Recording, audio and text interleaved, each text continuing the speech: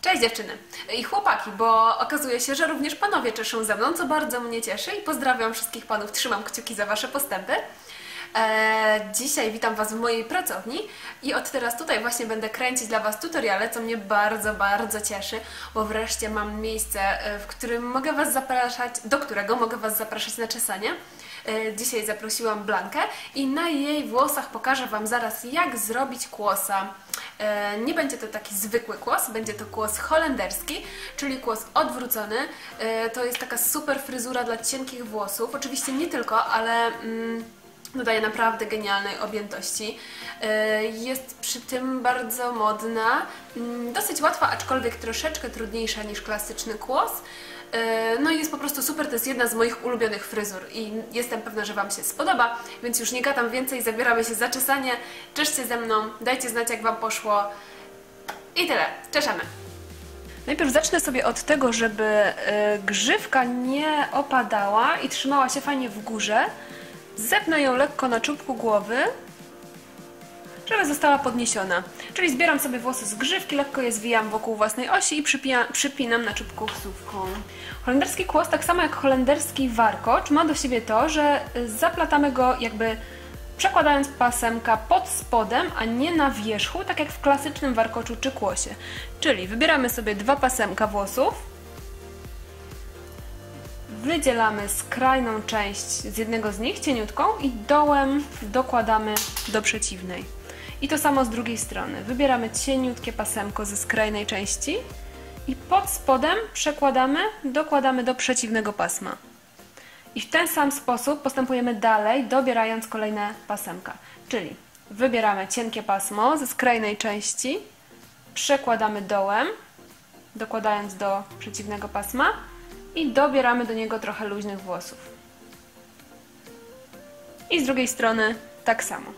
Oddzielamy cienkie pasemko z brzegu, dołem przekładamy, dobieramy do przeciwnego pasma i dobieramy do niego troszeczkę luźnych włosów.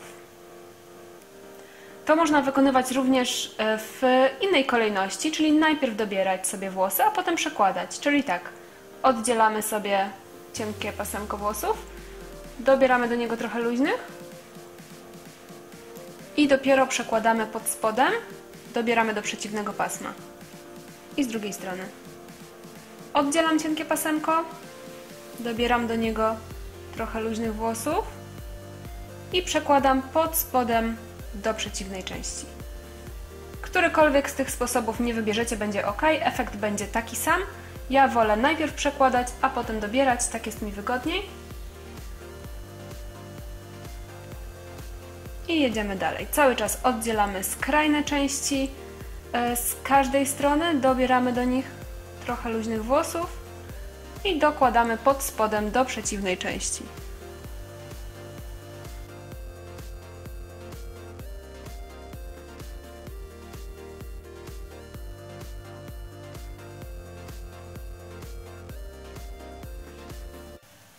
Jak widzicie, to jest ta sama zasada, co przy klasycznym dobieranym kłosie.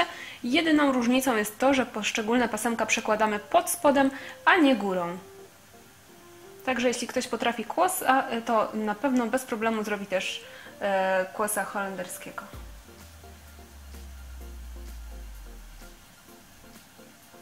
W międzyczasie możemy sobie rozciągać naszego kłosa na boki, żeby był pełen objętości.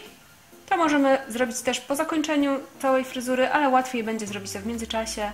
Łatwiej wyciąga się te pasemka, kiedy warkocz nie jest jeszcze skończony.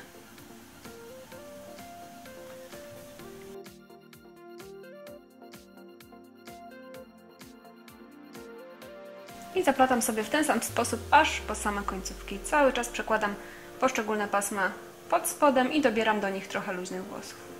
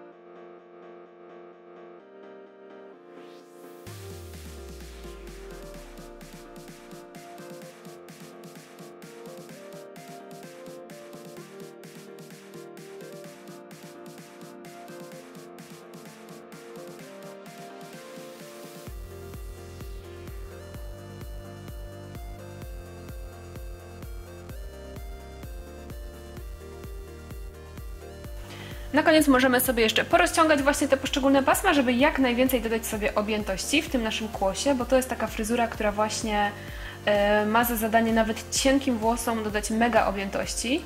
Jak widzicie, to wrażenie już jest super, a tak naprawdę to nie jest jeszcze maksimum tego, co mogłabym z niego wyciągnąć. Aczkolwiek w tym momencie tak już go zostawię, bo w ten sposób mi się podoba. Fajnie będzie jeszcze wygładzić sobie te boczki, żeby były gładkie i w tym celu spryskam sobie dłonie lakierem. Rozetrę go i przygładzę sobie włosy nad uszami. Całego kłosa też warto spryskać lakierem, bo to jest dosyć delikatna fryzurka, tym bardziej, że ją porozciągałyśmy, więc żeby te pasma i ta objętość przetrwała, też pryśnijcie sobie delikatnie, nie za mocno, żeby nie zrobić skorupy. Ok, i nasz kłos jest już gotowy. Zaraz pokażę Wam go w pełnej okazałości.